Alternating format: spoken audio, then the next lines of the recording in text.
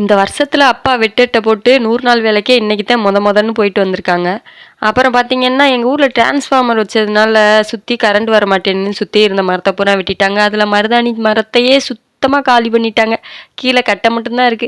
ஒரு சைடு வருத்தம் இருக்க தான் செய்யுது. அப்புறம் எல்லாருக்கும் கரண்ட் வரணும் இல்லையா? அதனால மனச ஆறுதல் படுத்திக்கிட்டு, இதுக்காண்டி தான் ரோட்டு சைடே செடி வைக்கிறதே இல்ல.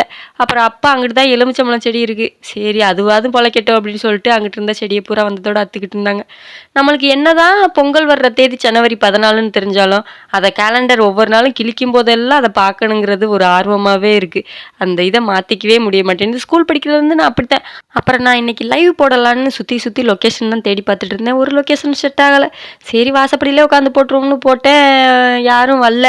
என்ன பண்ணணும்? முன்னாடியே இன்ஃபார்ம் பண்ணிட்டு போட்டுருக்கணும். நெறைய பேர் அப்பாட்ட பேசணும்னு சொன்னீங்க. உங்களுக்கு எந்த டைமிங் ஃப்ளெக்சிபிளா இருக்கோ அந்த டைமிங் சொல்லுங்க. நாங்க லைவ் வரோம். அவ்வளோதான். வீடியோ பிடிச்சிருந்தா லைக் பண்ணிக்கங்க. பாய். நெக்ஸ்ட் வீடியோல பார்க்கலாம்.